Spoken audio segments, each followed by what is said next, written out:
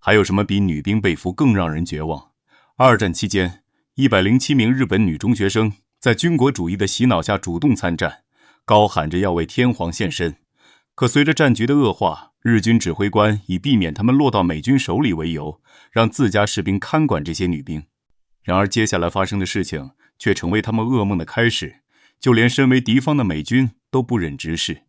1944年的太平洋战场，被日军视为太平洋屏障的塞班岛，已被美军的炮火围得水泄不通，成为二战中最惨烈的战场之一。而这场战役中，最令人痛心疾首的，不是两军交锋的伤亡数字，而是107名正值青春年华的日本女中学生被战争机器吞噬，被同胞践踏的悲惨遭遇。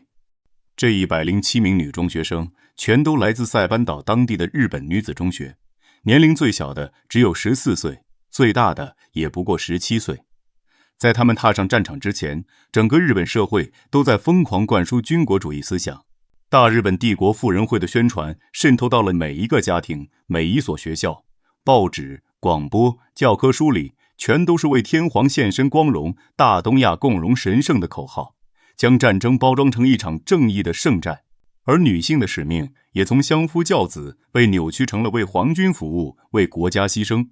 这些从未经历过战火的少女被这种狂热的所谓爱国情绪裹挟着，纷纷写下血书，主动请缨参战。可等待他们的不是轰轰烈烈的牺牲，而是一场比死亡更可怕的灾难。1944年6月，美军成功登陆塞班岛后，凭借着强大的兵力和先进的武器，一路势如破竹，日军的防线接连被突破，伤亡惨重。美军的包围圈越来越小，日军指挥官南云忠一中将深知，这座孤岛再也守不住了，日军的败局已经注定。可这位被军国主义思想彻底洗脑的指挥官，没有想着如何减少伤亡，反而将罪恶的目光投向了这107名女中学生。他召集手下的士兵发表了一场疯狂的讲话，声称美军是野蛮人，一旦被俘将会遭受无尽的侮辱，不如为天皇殉国，保住大和民族的尊严。南云忠一的命令下达后，原本就因战败而心态扭曲、丧失人性的日军士兵彻底释放了内心的恶，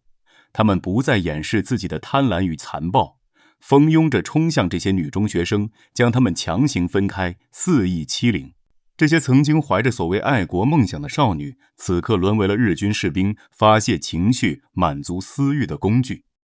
更令人发指的是，这些日军士兵不仅欺凌这些女中学生，还将她们当成战利品，互相炫耀、争夺。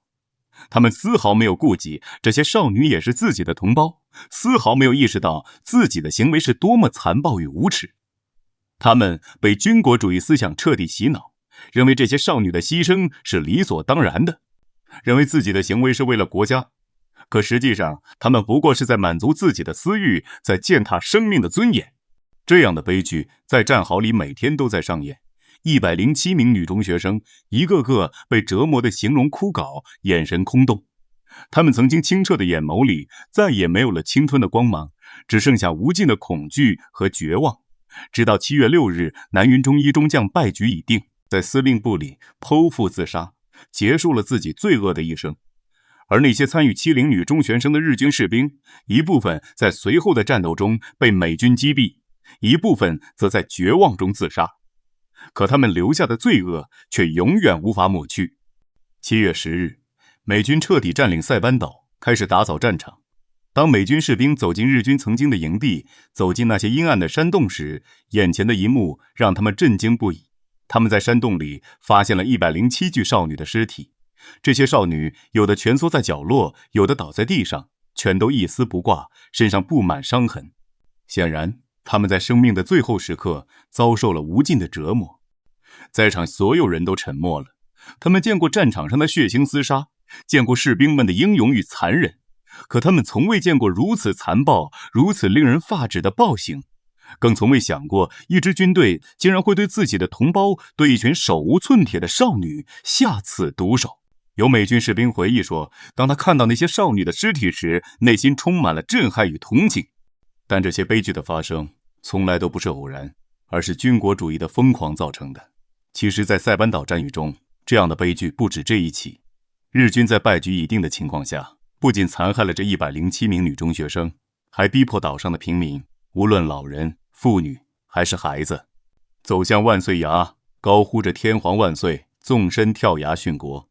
种种悲剧深刻揭示了军国主义的疯狂与残酷。